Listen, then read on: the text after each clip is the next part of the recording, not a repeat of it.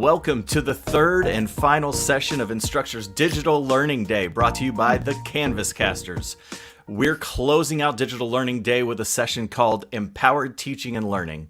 And we have Ricardo, Gabriel, and Teresa here from Hacienda La Puente USD in California. Now, before we dig into this session, reminder to those of you who have been tuning in all day, off and on, same rules apply.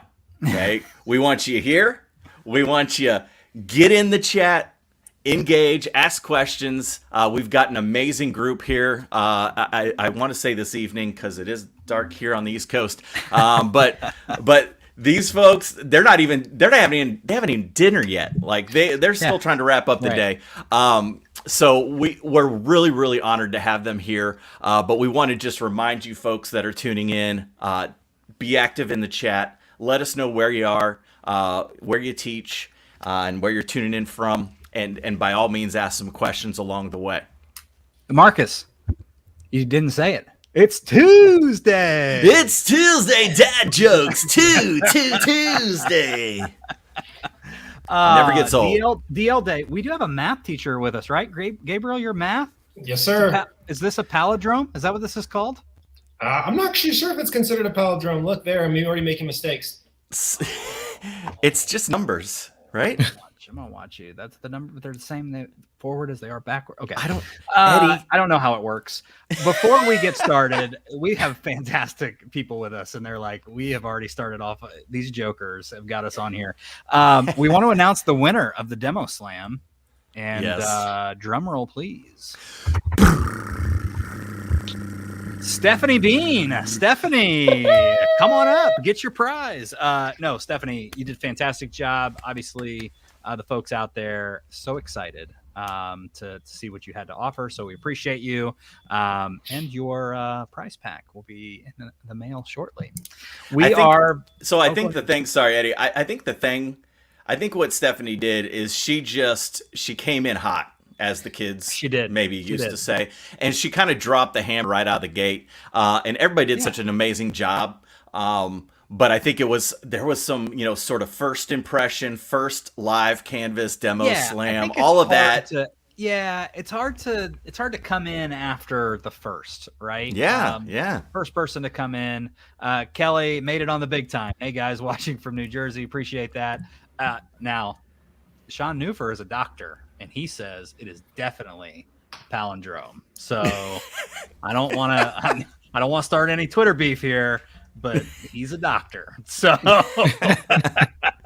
Jessica, woohoo, Stephanie, all the congratulations to Stephanie, and appreciate you guys being a part. We have folks joining us from Uzbekistan. I am absolutely. That's a thing. Look at Worldwide Canvas Casters. I don't know what time it is there. Marcus can't figure out time zones in our own country. No. Trying to figure it out. Overseas. I have to readjust calendar invitations 2 or 3 times. Where am I? For sure. Ricardo, Teresa, Gabriel, thank you so much for joining us. Before we get started, let's start with Ricardo. We'll work our way around the room. We'll go Ricardo, Teresa, and Gabriel. Introduce yourselves. Tell us what you do and what is your edu passion. Let's just start it off. I want to know what really gets you excited in education right now. Sure. First of all, thank you for having us. And before we start, actually, Eddie, I wanted to ask you and Marcus, are you guys in the doghouse? It is so late over there, so I know you talked about it.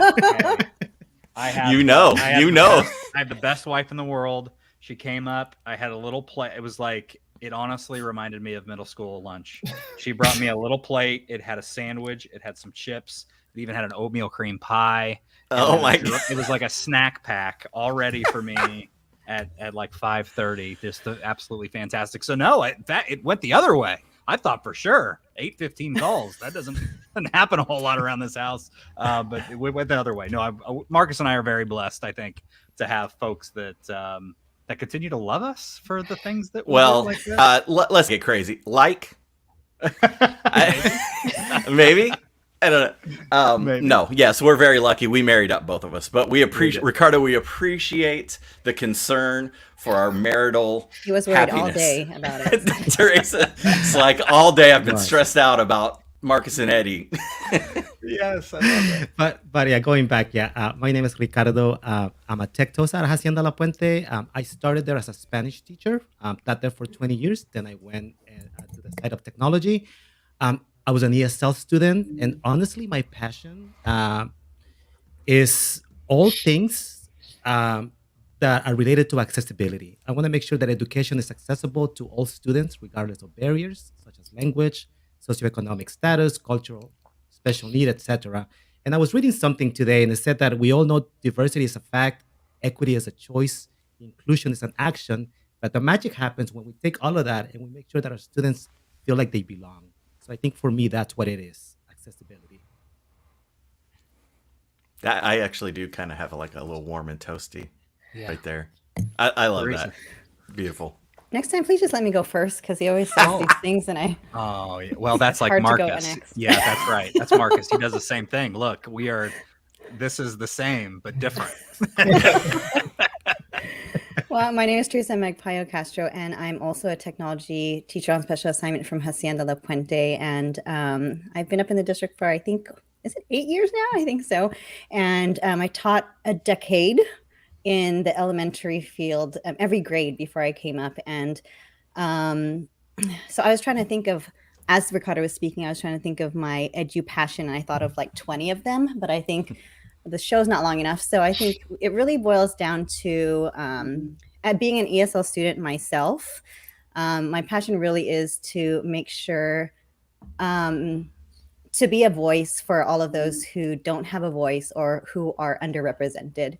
And because my experience myself and my family growing up in my educational experience, and also the school that I came from for a decade, the population we served, they really deserve something like that. And I think that they really could have used more resources and more information to advocate for their students. So I think everything boils down to that, just being a voice for everyone, but most especially those who don't have one. So great. All right, so I have tough acts to follow, but that's okay. They say you say best for last, but that's not true. I'm just kidding. So my name is Gabriel. I'm honored actually to join, and thankful for Teresa and Ricardo for even thinking of me hopping on here. So for the last 7 years, I've been working at the district office in curriculum and instruction with Teresa, but more so head powering with math. And so that's really been my main thing. And then I did able to fill up a 10 frame as well, like Teresa, when she thought about it, a decade actually in the classroom, both as a 4th and 5th grade teacher for myself. And so now I say, in addition to supporting math instruction in our district, I have opportunities sometimes to work nationally through some of my work with Solution Tree. And then over the pandemic, it's been crazy. Opportunity just kind of landed in my lap where I get to also be a department editor for the National Council for Teachers of Mathematics, or NCTM journal. And so that's been an interesting, different experience. So that's me. And my passion, math, really, I mean, for the most part, it's what I feel like I do and listen to on a 24/7 basis. And one of the biggest things I try to do is just kind of, with students, make it so that it's not just us always doing whatever it is we're doing, but more so kind of building a community of thinkers and learners. Thanks for that, Gabriel. Awesome. I feel like we got off on the wrong foot. I am now starting to agree with you, because technically it is 02 22 22. 02 2 02 02 22. Oh boy. 02, Edward. 22 22. Okay, we're off the rails already, which is fine. Marcus, why don't you just pick it up? Why don't you pick it up where we're at? It's been a long day. The Digital Learning Day, Tuesday. So full disclosure, and Eddie kind of mentioned it before. Obviously, we've had the chance to get to know Ricardo and Teresa a little bit. Over the last, year or so, off and on, and they're just doing such great things. And I'm really stoked to meet Gabriel and be able to kind of listen and get some of that math insight, because as everyone who knows me at all knows, when y'all put letters in my math, it's when I stopped paying attention. I lost it from there. So when you start throwing X's and A's and B's and Y, I don't know.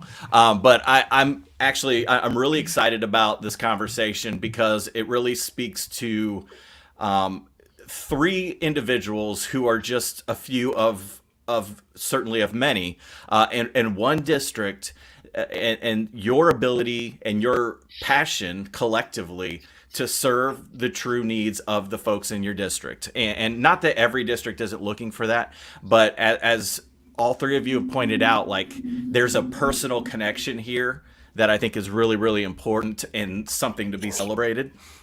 So, Gabriel, we don't know you yet. We're going to get to know you. But if you're working alongside these two, Eddie and I say it all the time. I say it all the time. Iron sharpens iron. So y'all are making each other even better. And I think that it's probably a pretty awesome school district. Just knowing the three of you are working there. So you've been doing some really great stuff, not only with Canvas, which we'll talk a little bit about, but also with MasteryConnect to serve the diverse needs of your students. So we just want to hear a little bit more about that. Teresa, why don't you start us off? Tell those tuning in this afternoon, this evening, depending on where you are, those that will watch later, tell us a little bit about your district in general. Tell us about Hacienda La Puente. Obviously California, I can't really relate. It's warm there. It's not warm here. So I'm already lost. But kind of give us the sort of the broad strokes picture of the district so that everybody can kind of have a gauge on things. Well, you are perfectly correct that our district is wonderful and a wonderful place to work. And we are surrounded by teachers and educators who share the same passion. So we are here because of them and we are inspired by them. And we're so proud to represent them today. But yes, you're correct. We are in sunny Southern California and it was just sunny right now and rained for like 30 seconds and it's sunny again. Oh man, just rubbing it in at this point. We don't want to rub it in. I'm sorry, but I had to tell you. We're in the San Gabriel Valley, about 30 minutes from Los Angeles. So that might help you figure out where we are. And we're a pretty big district. We serve a very diverse population of about 18,000 students. So for us, that's pretty big over here. And our job as TOSAs is to train and support about 800 teachers in addition to the staff and the admin. So our kids are wonderful. We work with so many different kids, different walks of life, and they're so, and our colleagues are so passionate. And I know these two, I'm sure, have others to say too, but yeah, that's where we are, in case you're wondering where Hacienda La Puente is. In beautiful Southern California. Yes. Where it rains for 30-second intervals. The absolute best. I would assume, Ricardo, your students are probably a fairly diverse district, correct? Correct. And I would assume that has helped. And I would just really be curious on what that looks like from a digital learning standpoint. We talk a lot about, and I think you could probably speak to this as well. We talk a lot about, what the pandemic did to speed up a lot of the things and tools that we use. But, a lot of attention was never really given to folks that were trying digital learning before the pandemic, and assuming that your team and your group has kind of been doing this way before, or have at least started the initiatives of integrating educational technology tools. What sort of challenges or unique needs do you guys have there at Hacienda La Puente, especially with your English language learners? I think there's some folks listening, some folks watching that could definitely use that expertise on what that looks like in a super diverse district. Yeah, I think as Teresa mentioned, we have students that come from all roads of life. And, me personally being an ESL student, escaping the civil war in El Salvador and coming here and remembering this like it was yesterday. I was given a test completely in English and I did horrible on it. And I remember being placed in remedial classes. And I remember my counselor in Spanish saying, pobrecito no sabe nada, like he doesn't know anything. And I basically got lost in that classroom. And it wasn't until a teacher, and you might know the name, we've been talking about math teachers, Jaime Escalante, there was a movie done about him, Stand and Deliver, came into my homeroom at Garfield High School, and he gave me a math test in the language that I understood. And I was able to prove that just because I didn't have control of the language, I still could show what I can do in math. Took me out, All of a sudden, I was doing better. I was able to go into college, and I think that particular teacher changed my life. And I think that when I go back and think about my role when it comes to our district, is how do we bring those tools to our students? I know in Canvas, how do I bring Immersive Reader? How do I bring reading progress? How do I bring Canvas Studio for my kids to be able to speak and practice the language? How do I bring captions? I mentioned accessibility, accessibility checkers. So all of these tools are just my passion, and I want to make sure that we bring them in so that our students can benefit and succeed as I had the chance to succeed. Yeah, so many of those stories, I love I love what we get to do, because especially after a long day like today, we've had lots of Digital Learning Day live streams. We've had a couple special announcements with some folks. It's just been just a really incredible day, but it's almost, cathartic to hear some of the same individuals that are doing the same types of things that work in completely different spaces. Very rural Indiana, right? where I live, compared to Southern California, very diverse population, but having a similar experience where, although we don't have the same story, we were brought into education by other educators or folks that maybe made a difference or impact into our lives. Gabriel, how did you get started in education? What would you consider your why, being a part of Hacienda La Puente? Yeah, sure. So for me personally, my mom is actually a school teacher, still is. And having kind of been early on, remember going into her classroom and kind of helping her, I decided that was kind of going to be my end goal in terms of what I was going to end up career-wise. And how I fell into math, kind of just, being an elementary school teacher, you get a little bit of everything. And I recognized and realized, I teach every content. What am I most passionate about? What do I enjoy helping kiddos kind of figure out or get that light bulb to go off? And happen to be math. And so that's what I get to do. And the beauty behind my current position is getting into a lot of different classrooms and a lot of different grade levels, and really just hoping to help kiddos think. I think all too often in math, it's so much concerned with, did I get it right? Did I get it wrong? What's the right answer? And I alluded to earlier, it's creating thinkers, getting kids to just think. How do you see it? What do you notice, And so that's what I enjoy doing, and I'm fortunate to get that opportunity to do it on an ongoing basis. Yeah, it's so good. I just, again, my mother was an educator, and I think so many folks are probably educators with children, and their kids come home and say, I want to be an educator. And they go, ooh, in today's world, is that something, so I always love hearing folks that come to it after those conversations, right? Were there any pushback, Gabriel? Did your mom say, it's probably not a great idea? Mom said, are you going to be a teacher for your entire career, or are there other things you want to do once you get to K-12? And I said, superintendent someday, but now I'm not so sure. Yeah. I don't want those headaches. Right. Well, it's a different set of headaches, different group of headaches. Right. I mean, to me, listening, and we haven't gotten to Teresa yet, but just listening to you guys talk about, I think we all probably share in that, and Eddie kind of referenced it, but and no offense to stockbrokers, but does the stockbroker have that same story, right? Does the stockbroker, when asked what made you become a stockbroker, do those folks have that same sort of basic, down to the DNA sort of connection to what their life's path is? I don't know. Maybe they do. But every single time we talk to an educator, it's always the same. It's always, somebody changed my life. Yeah. And I get the opportunity to have these conversations on a weekly basis at the Center for Leadership and Learning. And part of the exercise that educators do in those sessions is exactly this. What is your why? What made you become an educator or a leader or whatever it happens to be? And it's they get the chance to write a short letter to that person.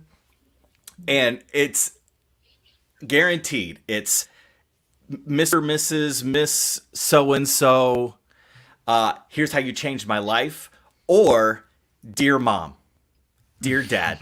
And it's just, every time I read them, I'm like, there's a certain kind of magic that every one of these educators worldwide shares, and that's really part of it. So it's just, I get goosebumps just listening to folks be willing to even share that with us. Yeah, and I hate to say this, Marcus, but we're probably going to go 3 for 3 because Teresa has shared her story with Canvas before, yes, on a video that I've seen for Instructure Con. So this is like us having a superstar on the show. But I think a similar experience, right, Teresa? Absolutely. And I think, when I hear our stories, or even though I've heard Ricardo's story like 3 million times, it's still amazing every time I hear it, because when we hear our stories, we see it in our students. And I think your initial question was, the unique needs of our English language learners. And that's big for us in our district, because in my classes that I was in, about 3/4 of my class were language learners coming in. And it's a huge range from those who know a little bit of English, those who just understand English, can't speak, and those who know zero English whatsoever. And I know the two of these have experienced that as well, going into those classrooms, trying to help those students who do not understand anything and giving them the tools they need to feel like they belong in the class. But I'll go ahead and go into my why. And yes, I do have a story, which I just started sharing recently because, anyways, who cares why? So my first encounter in education, my first year, my teachers thought I was mute. They thought that I could not speak at all. And that wasn't the case, because if you ask my mom, she'd be like, oh, she does not know how to stop speaking. But when I was in school, I would not speak at all. And it wasn't because I didn't have a voice to speak, but because I didn't speak the language, or I didn't understand. I didn't feel comfortable enough to speak. So I went a whole school year without saying anything. And I feel like I'm so passionate about what we do now, because I feel like if myself, Ricardo, Gabriel, if we had these tools back then, how big of a difference it would have made for us. So, so I think that's really why, I just wanted to be that voice for people, because I needed it when I was younger. So that's my little story. And it inspires us all the time to help these students and these teachers who need help. Yeah, there used to be an old video that talked about access, and there was they put 2 people on a stage, there was a curtain in between them. They gave one group of books and they gave another one access to technology, and they were asking questions, and they were like, this isn't fair. Why do they keep answering? And it's the same thing. I think that's what Marcus and I have been really passionate about with education. It levels the playing field. And more access equals more equity, which equals, some really great experiences that you can have in some districts like yours. So I just love it. I so many people in the chat are love to hear the why stories, hearts giving me chills. Just it really resonates. So thank you for sharing those. Now, in addition to somebody's microwave beeping, so we know it's not Eddie. Ricardo's got a hot pocket. He's got a hot pocket in the microwave. We know it's not Eddie, because he already had his oatmeal cream pie for dinner. It was a nice spread of chips. But in addition to, clearly now we've established that these are wonderful human beings and educators. We've heard that. We kind of already knew that already. We just wanted to share that with the rest of the world here. But you guys have been able to be so impactful with not only Canvas, but also MasteryConnect in serving your district. So I'm going to direct this towards the new guy, the math guy. Gabriel, tell us a little bit about what you've been doing with MasteryConnect so far, and kind of where you are in that process, and maybe some of the goals that you've got utilizing that tool. Thanks. So this has been our inaugural year in Hacienda La Puente with having MasteryConnect, and it is our new to us assessment platform. And one of the things that I've kind of realized as our digging and trying to troubleshoot and problem solve, as you do with new things, is the fact that Canvas has, at least inside of MasteryConnect, inside of Canvas, is new really for a lot of people. So I'll never forget kind of one of the first things I did this year was of course YouTube, go search, let's see what's out there. What are people doing? What's happening? And I was like, I'm seeing a lot of MasteryConnect videos, but I'm seeing a lot of videos just talking about MasteryConnect in just MasteryConnect land. There's not too much videos out there, or at least there weren't. When we looked at how is MasteryConnect being utilized, implemented with its integration inside of Canvas. And I know with us having Canvas last year, we want to be able to leverage that. How can we take what we used and implement that with our new to us assessment platform? And really it's been, just like you would expect anything new. It takes a lot of our community partners being able to tinker around, to roll up our sleeves and just kind of explore and figure out what works best. Sometimes you think about, hey, just look what other people are doing. Why reinvent the wheel? But as I mentioned, there wasn't too much of it out there. I think sometimes I laugh when I call the support hotline over there at MasteryConnect, and some of them recognize my voice, and it's just because of our opportunities to be able to converse. And so it's been a good learning experience for all of us. I think for us, one of the big things we were trying to do is kind of meet each group wherever they may be. So you talk about your community partners, and we have obviously teachers, administrators, parents, students, just every single person involved in trying to make sure we ensure those people get the support that they need. For our administrators, it's obviously looking and digging into data. For our teachers, it's the ability to start from scratch this new platform, kind of set up your account, create these trackers or these maps, and how can I get these assessments in the hands of my students? How do I administer an assessment? And then for us, a lot of digging around in terms of getting basically all the answers, right? Because if you're going to be in a support role, you don't always have the answers, but a lot of times you're expected to be able to either find them or have them already in the back burner. So it's been a lot of learning for us, and it's been great because I always love just in general learning things, because you want to be a resource, you want to be a support, you want to be able to offer something to somebody when they shoot you an email, whatever time they offer the need, and so it's been a great learning experience for us and hopefully for everyone that's been involved. And when I think about us and some of the things we're trying to do, this year's been kind of hectic and crazy, I'm sure for all educators, but at least in our case, we can't be offering the same type of supports that we may have done previously just because of some of the demands that have been taxed on this year. And so one of the things we really tried to do is recognize and realize teachers don't stop when the bell rings. We all know that. And so sometimes teachers are working at odd hours in the evening because it fits their schedule. Sometimes teachers are working on the weekends, and we can't always support them at that moment. And so one of the amazing things that before I even kind of at least stepped more into the position I'm in now, Teresa and Ricardo had set up our district's YouTube channel. And so they have tons of help videos and tutorials that are really personalized to our district. Because I could turn on a video and say, hey, look, how does Canvas work with in general? But how does it work in our district? And so we have a lot of those how-tos to the minutia of however it might be, whether it be an administrator thing that they're trying to troubleshoot or for a teacher. And so we were able to create those, I think, really pinpointed tutorial videos for our own teachers or our own administrators so they can best be able to navigate the platform and get the help when they need it. So that's some of the things we've been doing with regards to MasteryConnect. And it's crazy because it's only been how many months we've been in school, but I feel like we've been with the program for a lot longer, just because we've been able to see, that almost that symbiotic relationship that Canvas has with MasteryConnect. I don't know, a lot of times teachers will talk about, this MasteryConnect or this Canvas, and I try to explain to them, well, the way we want you to use MasteryConnect, it's in Canvas. It's all part of Instructure. And so we try to help people to realize that, you can create a test inside of your Canvas course almost. You can be able to use that same test inside of your Canvas course. There's so much that you can do once you pair the two together. And I think that for teachers, sometimes we always are looking for time savers. How can my life become just a little bit easier? Take something off the plate. And I know that being something new kind of feels like for some of our teachers, and it even feels like for me at times that this isn't necessarily something being alleviated. But when you think about and compare that to what we had before, I mean, one of the big things that I know teachers would have to do, even just kind of when we talk about these benchmark seasons or testing district interims, however you kind of want to phrase it, wherever neck of the woods you're at, because we all have them, right?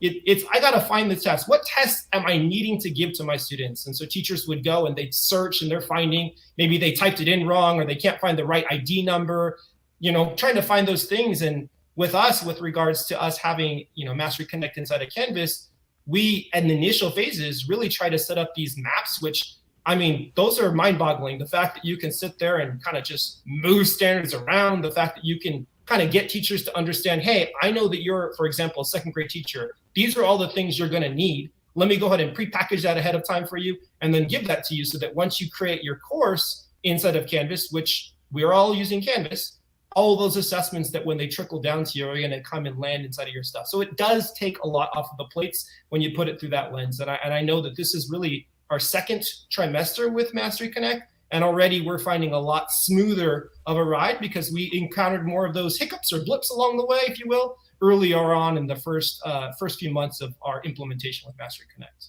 So I've been talking for a lot. Hopefully that calculated some of the stuff we've been doing in our EdTech district. Absolutely. I with MasteryConnect and just assessment in general, I was a corporation test coordinator at a couple of districts, and so that meant I was the person responsible for making sure all the state standardized testing was, scheduled properly and everybody had all the things they needed. And the thing that I've come to realize, and I think learning more about MasteryConnect has helped me realize this, is that there is a mindset shift that I think is probably necessary when it comes to assessment, where we have the ability, by not only providing a strong solution for assessment, but then also building it into the environment that they're already using, Canvas, we've got the ability now to sort of take a lot of danger out of assessment. Because what do kids think? I mean, I say kids, what do teachers think? When I'm a classroom teacher, and it's been a while, but it hadn't been that long, I remember, benchmarks. Benchmark testing's coming up. Like this is going to decide whether I'm doing my job or not. Like immediate, like punitive feelings. And that's me as an adult who has some control over my emotions most of the time. But imagine being a kid. Imagine being young and feeling that same type of pressure. And what I've seen from district after district who's using in early stages of MasteryConnect, or even evolved after multiple years, is if used properly, you can remove so much of that punitive emotion for everyone. Because teachers can sit around at a PLC, right? And we can all have our data. Gabriel said this is the tracker we're using for first trimester, and these are the standards that are covered. And now we're all going to sit down at our PLC and we're going to discuss this without ego, educator and educator, shoulder and shoulder, and we're going to say, I see this, I notice this, I wonder this about what I'm seeing here with the data, because we want to have informed decision making based on that. And I've said it, Eddie, and we've said it a number of times as we've learned more about MasteryConnect over the past couple of years. If I had, we said this morning about impact. If I had MasteryConnect cooked right on into Canvas, in 12 years ago, man, oh man. I mean, so when I think about the work that you all do and the teachers that you work, hand in hand, shoulder to shoulder with, I always think it's really important to just sort of rethink how we look at these things and not look at them as extra things, but they're like empowering things. These things make me better at my job. That makes it easier to differentiate. It makes it easier to meet the needs of students. And I got to learn some stuff to get there. Yeah.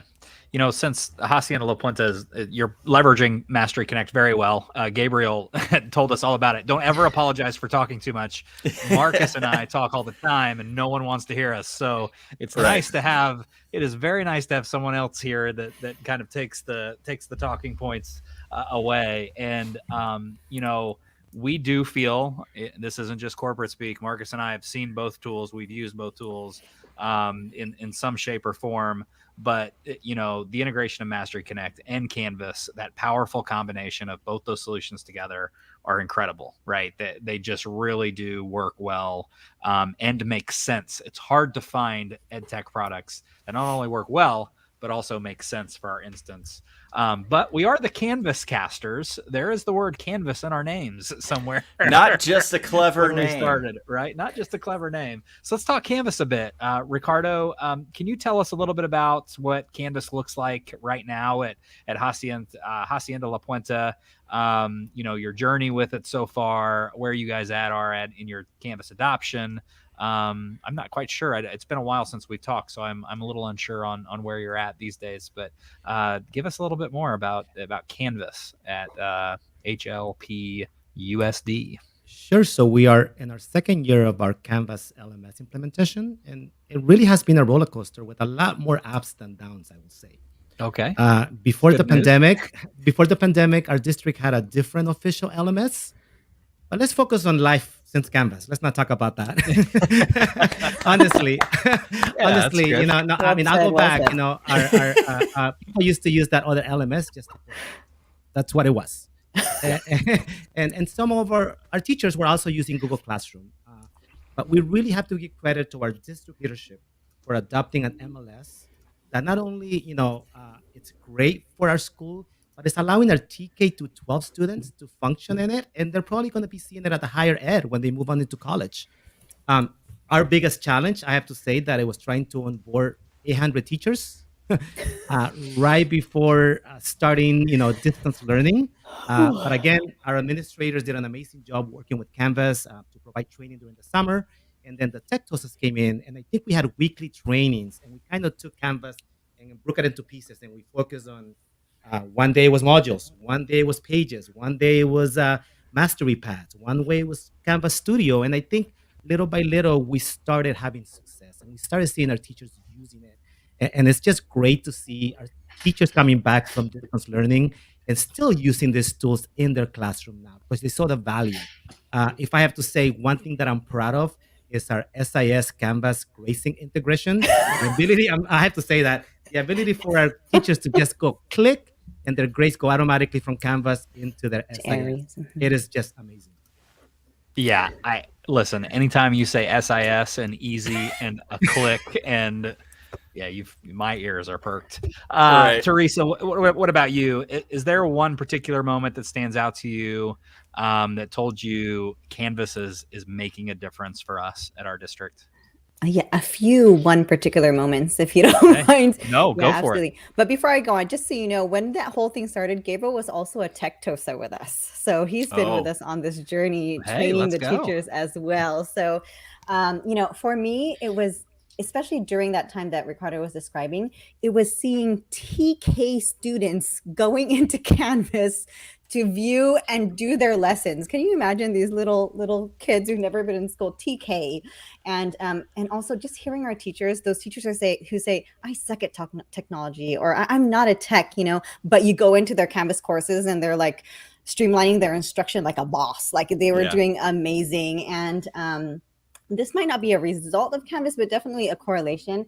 I think, like Marcus mentioned earlier, it allowed us to level the playing field.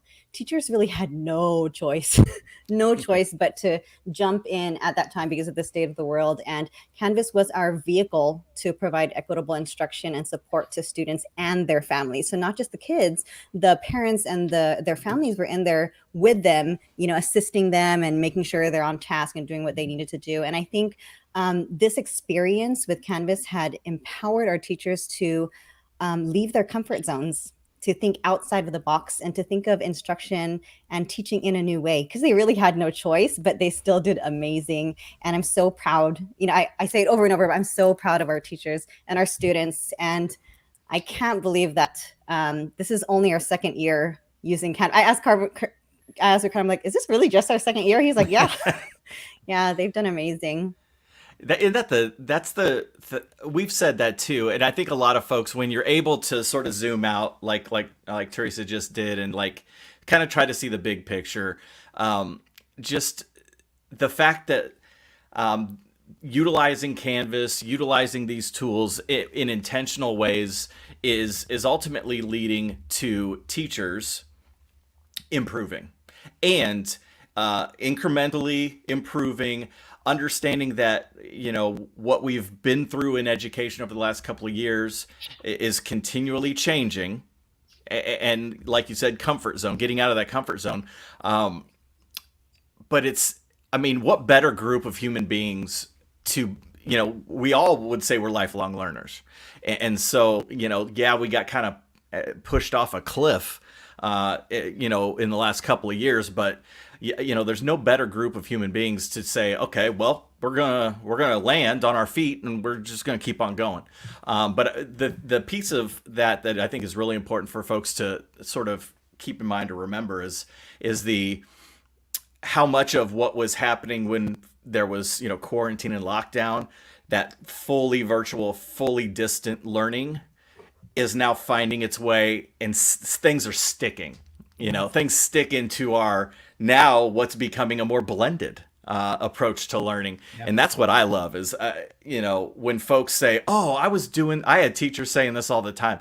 I was doing this and now we're back in school and I can do it the same way because it was what was working when my kids were spread out all over the county.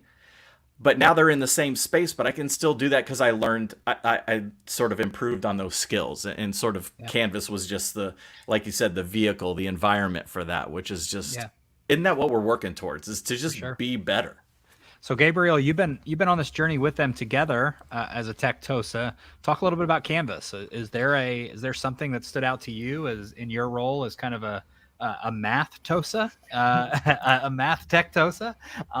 Is there something that you've seen that's just been, because let's be honest, we'll just be straight with a lot of folks. There are a lot of math teachers. When you say LMS, they say hit the door because I can't do those equations inside that tool. Trust me, I've tried 9,000 times. Just something we might hear here in Indiana. So I'm curious from your point of view as a math teacher, what sort of things did you see in Canvas? Well, so it's amazing to me, just as some of my colleagues have spoken earlier, to see the creativity and ingenuity of our teachers. I'll never forget when I first learned about us using Canvas, and I was speaking to some fellow math teachers in the district about some of my thoughts about how we might be able to utilize, not just in terms of solving problems, equations and things like that, just how we might use this for math. And so one of the big things we talked about is the idea of, in math, we want more kids talking, we want more discourse, more discussions. And one of the things that me and a colleague kind of hammered through was, how could we be able to use the discussions platform to pose, whether it be a prompt, a problem, a task, and get students to be able to interact with one another based upon that. So I can't say and speak fully to the fact that, all of our teachers, whether it be math or any other content, completely love it. But I definitely feel that there's always a niche. How can you be able to tweak what is there to make it meet your needs? One of the things that stood out to me, honestly, is actually more recently. I know that all of us would admit that this year has been, with at least in our district and in many districts, the first year fully returned back to in-person instruction. We've been a lot of issues with regards to the sub shortages, and that has in turn allowed us to be out there in a lot of classrooms subbing. And one of the things I've seen, it's just really kind of just been like, thank goodness, is the fact that when we have teachers that are out, the ability for them to be able to plan and create relevant and meaningful lessons for their students, although they're not there. I think one really stood out to me was most recently, I was in a third grade classroom. In that third grade class, the teacher had literally taken whole chunks of her modules that she probably worked and spent hours creating, and she was able to use those this year with her students. And I think that for the most part, didn't let her kids miss a beat. When you come in as a sub, you don't know the students, they don't know your routines, and it's all of these things you're kind of just trying to figure out. At least I think we have the upper hand, because at the very least we know a lot of the curriculum and content platforms, so I can get into whether it be science or math or any of the contents. But I think most subs can't always do that. And so that what that teacher was able to utilize with, I'm sure, again, her endless time spent creating those modules, is how can I leverage that to be able to make use of when I'm not there, the closest to me being there, because no one can ever replace a teacher. You know what I mean? All the things that they bring, all the community that they create with their students. So this is just kind of, in my opinion, Canvas is helping bridge that gap when we have so many teachers and students out. For sure.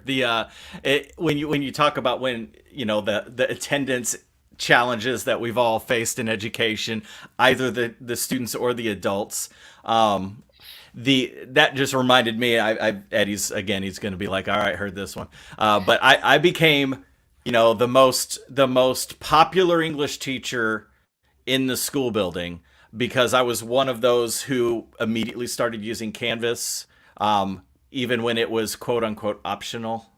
Right, like in the early year, for us, this was 8 or 9 years ago when we got Canvas at my first district, and it was sort of like, yeah, we'll start dabbling a bit, and we'll just sort of see how it goes. And I got all fired up about it and started using it every day in class as well. And it was one of those things where if I did miss a day, my lesson plan was a piece of cake, Gabriel. It was like the lesson plan that I left was dear whoever, tell students to get on Canvas. Please take attendance.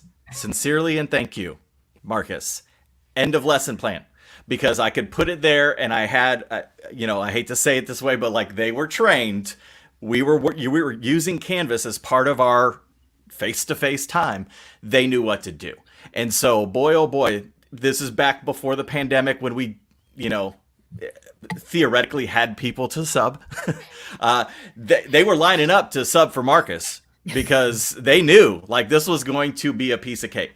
And as long as the kids didn't burn the classroom down, we were good. But that's a great point in terms of like how we incorporate Canvas into our day-to-day, then eases and really sort of smooths the pathway for teaching and learning for everybody because it's part of our everyday. It's a routine and it's sort of a habit. So I really like that. For the folks tuning in here, okay, we want to focus a little bit more on the English language learners. So I added this. Here's what I don't know if our guests notice this at the bottom of our planning doc. I added a new question, to keep you on the edge here a little bit. Teresa's like, yeah. Eddie, he warned me. He was like, "Don't be springing on anything new on Teresa because she's gonna be mad." Start crying, But I think you can speak to this, and I think that this is again something that people tomorrow could probably go and sit down maybe during a prep time and say, you know what, I remember the thing they talked about last night. I want to check that out. So as it pertains to your English language learners, what is we'll start with Ricardo, then Teresa, then Gabriel. What's a try it tomorrow tip that you might have for teachers out there who are maybe struggling with or feel less confident in how they're serving the needs of their English language learners? There are so many, and I'll let Teresa talk about Studio. I know it's Eddie's favorite, but Immersive Reader for me. Surprise! What? Immersive Reader is a tool that it's not a screen reader, but it's a reading enhancement tool that is inside of Canvas. And what I love about Canvas is that they're always making it better. It used to be available in Pages. Now it's available in syllabus, it's available in assignments, and if you get creative, you can put it somewhere else too. We did a little thing with Eddie where we did accessibility, and Immersive Reader along with Studio were big parts. But for me, Immersive Reader is something that would have helped me when I was an ESL student, and we've seen it help our students, and we see our teachers use it all the time. Oh, so Marcus, just so you know, we saw you sneak in that question. So nice try being sneaky there. It didn't work. I thought I was. We saw it like 30 seconds before the show. Nice, very nice. I didn't see it. We surprised Gabriel, so it's okay. Mission accomplished. So for me, like Ricardo ruined it for me. Thanks a lot. For me, would be Studio for sure. The ability to put in subtitles, closed captioning for our students who either can't, are hard of hearing, cannot hear, or for our students who have challenges with language as well. But also have to throw in their Studio quizzes because, when you create the Studio quizzes, students are able to go at their own pace. They're able to revisit material that they need. And so I think that's a big deal, especially for our language learners to be able to slow down, to review, and to go at their own pace with Studio quizzes. So I think for me, that would be a lot of teachers don't even know. And that was one of the most amazing things. So that would be definitely something I would try tomorrow. Yes. Might try it tomorrow because you surprised me. I bet you I could have a better one if I had more time. But honestly, one of the things, it's all right. You succeeded. I felt good. I think when you're a teacher, you're always trying to give feedback for your students. And one of the biggest things I think a lot of times is kids don't always read necessarily what you say, and they may take it out of context. I mean, that's a reality. Think about some of the text messages or emails I've sent. I'm like, did they get what I was trying to say? And so just the ability that you have inside of Canvas to be able to record some of your feedback as a teacher might be able to help kiddos who are struggling either to read or may not fully understand what you were trying to recommend for them. So the ability that you as a teacher have when you're going to Easy Grade Pro, or when you're going to Easy Grader to be able to Speed Grader, to be able to record your voice, to be able to provide that feedback, I think is helpful. Man, I tell you what, they hit all the top, like the top three of our. Did we get it right? Do we pass? For sure. So here's the thing. First of all, Gabriel clearly, maybe read a popular book out there, because I feel like he was really speaking to my soul there about feedback. But that's for another time. But I've got my own. I asked you guys because I wanted to see if you were gonna steal my idea, but and those are obviously, like, those are top three for sure. One of the things that I was really impactful for me as a teacher, it's not rocket science. It was just sort of a refocusing as a teacher on what am I really trying to accomplish with this particular task. And so having multiple submission types on assignments was the biggest thing. And I always tell the same story. I had a English language learner. He was a sophomore in high school. He was at a level 2 speaker. And so, very limited language skills verbally. And he was very bright, and he could read really well, as far as I could tell, but he was just very quiet. And when Teresa was speaking earlier about, her childhood experience, I immediately thought of Osvaldo, because that's when I really realized, I think that was probably one of those first moments where I figured out that the technology was going to make his learning better. And it was it was the thing that was going to maybe fix a challenge. He was just mortified to get up in front of the class, or even to speak up in any way, shape, or form, even if it was as simple as a yes or a no response to a question. And we, of course, were, as you could imagine, like the worst case scenario, speeches, right? And so where, most of the other students had to go up in front of the class and stand behind the podium and have their prepared, notes or whatever. It dawned on me, because of what was built into Canvas, even back then, I was like, wait a minute. He's got media recorder here. Like, he can record himself. And it dawned on me like a huge freight train of bricks. Like, do I need him to get in front of the class and go through that fear and anxiety? Is that part of the outcome I'm looking for? No. What the outcome I wanted was, in this case, for him to explain steps of a process, right? To be able to do that. So where I had other students who were stronger with language, they did the speech. He did his in a media recorded, turned in assignment. And that was huge for him. And he told me afterwards, like, that was a big deal, because I was able to say, turn out and turn off all of the other exterior stuff, and you're just talking to me.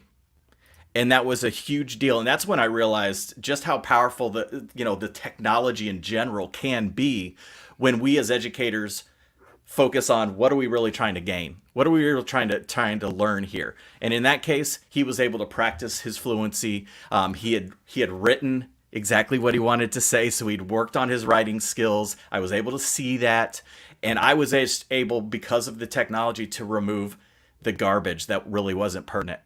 And so when I listened to Teresa earlier and hearing these stories about, sort of these success stories, it always really gets me fired up about, I want everybody to be able to recognize the power of what you're doing every day with kids.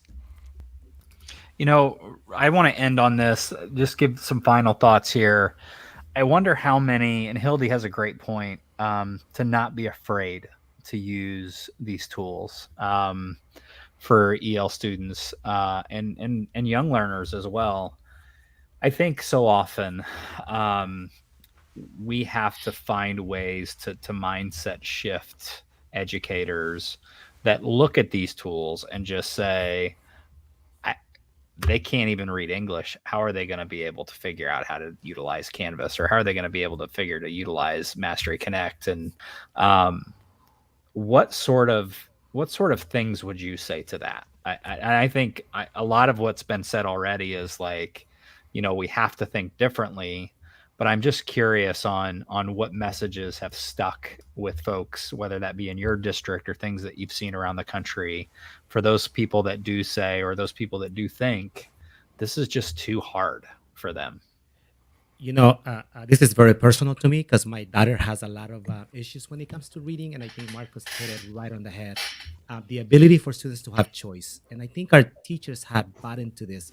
That now is, just because I can show you that I can master that with writing, I can show it to you through a video, or I can show it to you by creating a website, or I can show it to you by doing this other thing. And I think choice, and our teachers have embraced this, and the ability to let our students show mastery the way they can show mastery to us. Yeah, and I I love think that. our teachers being able to share their experience, teachers seeing fellow teachers using it successfully, it's kind of like, oh, I can't really say I can't do it. These teachers are doing it. And so they're my same grade level, they're my same district. And so sharing our teachers' stories is so powerful as well. And we have teachers who would love to share their success stories. And so being able to share that across the district has inspired people to say, you know what, I'll give it a try because they did, so I think that has helped a lot for us. Of course, I go back to math because I can't help it. And I think that all too often teachers will say, like, my kids can't solve that problem. I haven't taught them how to do it yet. And I think day in, day out, everyone will know this and recognize this. Kids just surprise us. They blow us away. They really are truly amazing. So I'm always eager to kind of get the opportunity for students to show us or prove us wrong. And that, they may not be the experts and they may not know all the ins and outs, but they're not afraid to be able to give things a try. And, more often than not, they're going to be able to get at least a pathway to be able to either arrive at the right answer or a pathway to be able to kind of get whatever it is they're trying to get going. So. Yeah, I love that. Thank you guys so much. We cannot thank you enough. We know we spent some days working out schedules, and Marcus has got to read time zone calendars for the next 150 days so he can figure out what time it is in Southern California. But we cannot thank you enough, Gabriel, Ricardo, Teresa, for sharing your story today, helping us celebrate and kind of finishing off what has been a pretty fantastic day, Marcus. Digital Learning Day, not bad for a couple of schmoes running a podcast to be able to throw this together. So we also want to thank all of you that have tuned in today live, who have watched us throughout the day, and then will watch us later on. So thanks for watching us March 1st, whoever you may be watching us on March 1st. The work that you guys do is extremely impactful, profoundly important, and as Marcus and I normally say, often thankless to shaping our students' futures. So we do appreciate everything you've done. Thank you so much for the work that you do. Be sure to follow Canvas, LMS, Instructure, all of the things. And Marcus and I would always appreciate the random subscribe here on social media platforms or on the podcast to stay up to date on all of the latest news and notes coming out of Instructure, because we're a little bit official now. So subscribe to the Canvas Casters podcast wherever you listen. It'd be great to hear more about insights just like this that we got today. That was so fantastic. Thanks everybody for joining. We appreciate you. Ricardo, Teresa, Gabriel, thank you again so much.